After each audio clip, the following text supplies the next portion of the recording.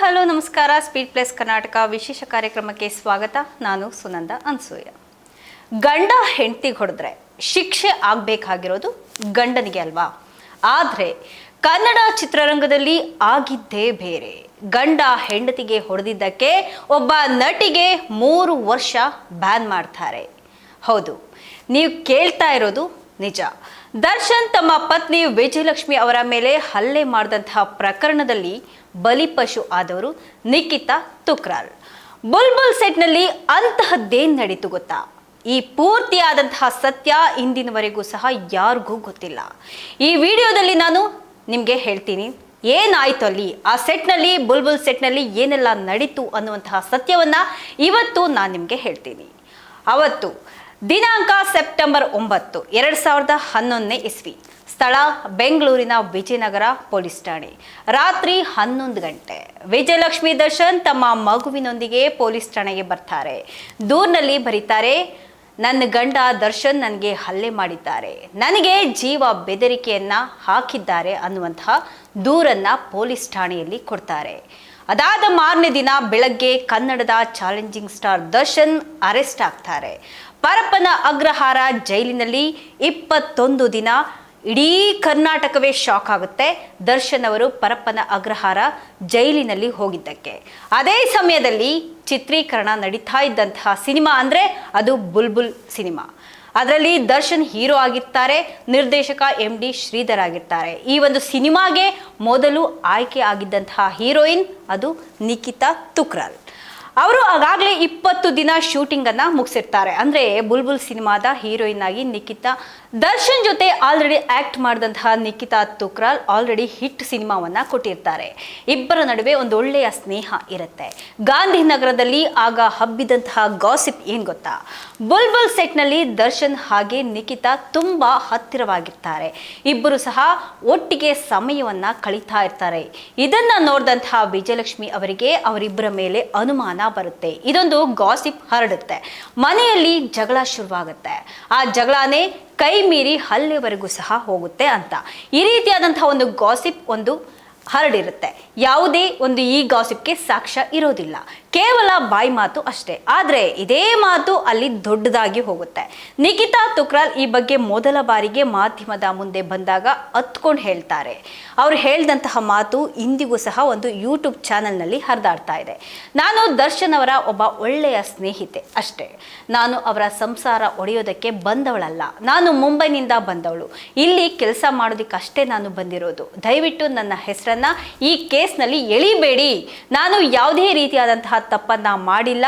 ನನಗೂ ದರ್ಶನ್ಗೂ ಯಾವುದೇ ರೀತಿಯಾದಂತಹ ಕೆಟ್ಟ ಸಂಬಂಧ ಇಲ್ಲ ಅಂತ ಹೇಳಿ ಅವರು ಕಣ್ಣೀರನ್ನ ಮಾಧ್ಯಮಗಳ ಮುಂದೆ ಹಾಕ್ತಾರೆ. ಅವರ ಕಣ್ಣೀರನ್ನ ಆ ಒಂದು ಟೈಮಲ್ಲಿ ಯಾರು ಸಹ ನಂಬಿರೋದಿಲ್ಲ. ಸೆಪ್ಟೆಂಬರ್ 20, 2011 ಕನ್ನಡ ಚಲನಚಿತ್ರ ವಾಣಿಜ್ಯ ಮಂಡಳಿ, ನಿರ್ಮಾಪಕರ ಸಂಘ ಹಾಗೆ ಕಲಾವಿದರ ಸಂಘ ಸೇರಿ ಒಂದು ಸಭೆಯನ್ನ ಮಾಡ್ತಾರೆ. ಈ ಒಂದು ವಿಷಯವಾಗಿ ಅವರು ಸಭೆಯನ್ನ ಕರೆದು ಅಲ್ಲಿ ಸಭೆಯಲ್ಲಿ ಚರ್ಚೆ ಕೂಡ ಮಾಡ್ತಾರೆ. ಅಲ್ಲಿ ಒಂದು ತೆಗೆದುಕೊಂಡಂತಹ ಒಂದು ನಿರ್ಧಾರ ಏನಿದೆ, ಕನ್ನಡ ಚಿತ್ರರಂಗದ ಇತಿಹಾಸದಲ್ಲೇ ಒಂದು ಕರಾಳ ನಿರ್ಧಾರ ಅಂತಲೇ ಹೇಳಬಹುದು. ನಟಿ ನಿಖಿತಾ ತುಕ್ರಾಲ್ ಅವರಿಂದ ದರ್ಶನ್ ಕುಟುಂಬದಲ್ಲಿ ಬಿರುಕು ಬಂದಿದೆ. ಅದರಿಂದ ಅವರನ್ನ ಮುಂದಿನ 3 ವರ್ಷಗಳ ಕಾಲ ಕನ್ನಡ ಚಿತ್ರರಂಗದಿಂದ ಬ್ಯಾನ್ ಮಾಡಲಾಗಿದೆ. ಯಾವುದೇ ನಿರ್ಮಾಪಕರಾಗಲಿ ಅಥವಾ ಯಾವುದೇ ಒಂದು ನಿರ್ದೇಶಕರಾಗಲಿ ಯಾರು ಸಹ ಅವರನ್ನ ಯಾವುದೇ ಸಿನಿಮಾಗೆ ಹಾಕೋಬಾರ್ದು. ಒಂದೇ ದಿನದಲ್ಲಿ ನಿಖಿತಾ ಅವರ ಕೈಯಲ್ಲಿದ್ದಂತಹ 4 ಸಿನಿಮಾಗಳನ್ನ ಕಿತ್ಕೊಳ್ಳಲಾಯಿತು. ಅಂದ್ರೆ ಅವರಿಗೆ ಆಲ್ರೆಡಿ 4 ಸಿನಿಮಾಗಳು ಅವರ ಒಂದು ಕೈಯಲ್ಲಿರುತ್ತೆ. ಅದನ್ನ ಸಹ ಕಿತ್ಕೊಂಡು ಅವರನ್ನ ಬ್ಯಾನ್ ಮಾಡ್ತಾರೆ ಚಿತ್ರರಂಗದಿಂದ. ಬುಲ್ಬುಲ್ ಸಿನಿಮಾದಿಂದ ಅವರನ್ನ ತೆಗೆದುಹಾಕಿ ಆ ಜಾಗಕ್ಕೆ ಹೊಸಬಳಾದಂತಹ ರಚಿತಾ ರಾಮ್ ಅವರನ್ನ ಹಾಕೊಳ್ತಾರೆ. ರಚಿತಾ ರಾಮ್ಗೆ ಇದು ಒಂದು ಮೊದಲ ಸಿನಿಮಾ ಆಗಿರುತ್ತೆ. ಬ್ಯಾನ್ ಆದಾದ್ಮೇಲೆ ನಿಖಿತಾ ಬದುಕು ನರಕಾನೇ ಆಗುತ್ತೆ. ಕನ್ನಡದಲ್ಲಿ ಅವಕಾಶ ಇರೋದಿಲ್ಲ. ತಮಿಳಿನಲ್ಲಿ ಕನ್ನಡದಲ್ಲಿ ಬ್ಯಾನ್ ಆದಂತಹ ಹುಡುಗಿ ಅಂತ ಯಾರು ಕರಿತಾ ಇರಲಿಲ್ಲ, ಅವಕಾಶ ಕೊಡ್ತಾ ಇರಲಿಲ್ಲ. 3 ವರ್ಷ ಅವರು ಬೆಂಗಳೂರಿನ ಮನೆಯಲ್ಲೇ ಕೂತ್ಕೊಂಡಿರ್ತಾರೆ. ಮನೆಯಲ್ಲೇ ಕೂತಿರ್ತಾರೆ ಕೆಲಸ ಇಲ್ಲದೆ. ಒಂದು ಸಂದರ್ಶನದಲ್ಲಿ ಬಂದು ಅವರು ಹೇಳ್ಕೊಳ್ತಾರೆ, ನಾನು ಮಾಡಿದಂತಹ ಒಂದು ತಪ್ಪಿಗೆ, ನಾನು ಈ ತಪ್ಪೇ ಮಾಡಿಲ್ಲ ಅಂತಹ ಒಂದು ತಪ್ಪಿಗೆ ನನಗೆ ಶಿಕ್ಷೆ ಆಗಿದೆ. ನಾನು ಖಿನ್ನತೆಗೆ ಹೋಗಿದ್ದೆ. ನನ್ನ ತಾಯಿ ದಿನಾ ಅಳ್ತಾ ಇದ್ರು. ಅವರ ತಪ್ಪೇನಿತ್ತು, ನನ್ನ ತಪ್ಪೇನಿತ್ತು? ಒಬ್ಬ ಸ್ಟಾರ್ ಜೊತೆಗೆ ಹಿಟ್ ಸಿನಿಮಾ ಕೊಟ್ಟಿದ್ದು ನನ್ನ ತಪ್ಪ? ಈತ ದರ್ಶನ್ ಜೈಲಿನಿಂದ ಬಂದಾದ್ಮೇಲೆ ವಿಜಯಲಕ್ಷ್ಮಿ ಅವರೊಂದಿಗೆ ರಾಜಿ ಮಾಡ್ಕೊಳ್ತಾರೆ. ವಿಜಯಲಕ್ಷ್ಮಿ ಕೋರ್ಟ್ಗೆ ಹೋಗಿ ನನ್ನ ಗಂಡನೊಂದಿಗೆ ನಾನು ರಾಜಿ ಮಾಡ್ಕೊಳ್ತೇನೆ ಅಂತ ಹೇಳಿಬಿಟ್ಟು ರಾಜಿ ಮಾಡ್ಕೊಂಡಿದ್ದೇನೆ, ಕೇಸನ್ನು ವಾಪಸ್ ತಗೋತೀನಿ ಅಂತ ಹೇಳಿಬಿಟ್ಟು ವಿಜಯಲಕ್ಷ್ಮಿ ಕೂಡ ಹೇಳಿಕೆಯನ್ನು ಕೊಟ್ಟಿರ್ತಾರೆ. ದರ್ಶನ್ ಕೂಡ ಇದು ನಮ್ಮ ವೈಯಕ್ತಿಕ ವಿಷಯ ಅಂತ ಹೇಳಿ ಈ ಕೇಸ್ನ ಅಲ್ಲಿಗೆ ಮುಗಿಸ್ತಾರೆ. ಗಂಡ ಹೆಂಡತಿ ಇಬ್ರು ಸಹ ಈ ಕಡೆ ಒಂದಾಗ್ತಾರೆ. ಆದರೆ ನಡುವೆ ಬಲಿಯಾದವರು ಮಾತ್ರ ನಿಖಿತಾ ತುಕ್ರಾರ್.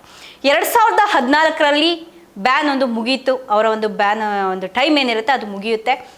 ನಿಖಿತಾ ಮತ್ತೆ ವಾಪಸ್ ಬರ್ತಾರೆ. ಆದರೆ ಇಂಡಸ್ಟ್ರಿ ಆಲ್ರೆಡಿ ಅಷ್ಟೊತ್ತಿಗೆ ಬದಲಾಗಿರುತ್ತೆ. ನಿಖಿತಾನ ಒಂದು ಅವರಿಗೆ ಅವಕಾಶ ಕೊಡೋದಿರ್ಬೋದು, ಅವರನ್ನು ಒಂದು ಅಕ್ಸೆಪ್ಟ್ ಮಾಡ್ಕೊಳ್ಳುವಂತಹ ಸ್ಥಿತಿಯಲ್ಲಿ ಇಂಡಸ್ಟ್ರಿ ಇರೋದಿಲ್ಲ. ಹೊಸ ಹೀರೋಯಿನ್ಸ್ ಬರ್ತಾ ಇರ್ತಾರೆ, ಬಂದಿರ್ತಾರೆ. ಆ ಒಂದು ಟೈಮಲ್ಲಿ ಸೂಪರ್ ರಂಗ ಅಂತ ಹೇಳಿ ಒಂದು ಸಣ್ಣ ಸಿನಿಮಾವನ್ನು ಮಾಡ್ತಾರೆ, ಅದು ಕೂಡ ನಡೆಯೋದಿಲ್ಲ. ಆಮೇಲೆ ಅವರು ಸಿನಿಮಾವನ್ನೇ ಬಿಟ್ಟು ಮುಂಬೈಗೆ ಹೋಗಿ ಉದ್ಯಮಿ ಗಗನ್ ಕೋಟೇಚಾ ಅನ್ನೋರನ್ನ ಮದುವೆ ಕೂಡ ಆಗ್ತಾರೆ. ಈಗ ಒಂದು ಮಗುವಿನ ತಾಯಿ ಕೂಡ ಆಗಿ ಖುಷಿಯಾದಂತಹ ಜೀವನವನ್ನು ನಡೆಸ್ತಾ ಇದ್ದಾರೆ. ಸಿನಿಮಾ ಬೇಡ ಅಂತ ಹೇಳಿ ನಿರ್ಧಾರ ಮಾಡಿ ಈಗ ಒಂದು ತಮ್ಮ ವೈಯಕ್ತಿಕ ಬದುಕಿನಲ್ಲಿ ತುಂಬ ಖುಷಿಯಾಗಿದ್ದಾರೆ. ಈಗ ಗಂಡ ಹೆಂಡತಿ ಜಗಳಕ್ಕೆ ಒಬ್ಬ ಹೊರಗಿನ ಹುಡುಗಿಗೆ 3 ವರ್ಷ ಬ್ಯಾನ್ ಮಾಡೋದು ಯಾವ ರೀತಿಯಾದಂತಹ ನ್ಯಾಯ?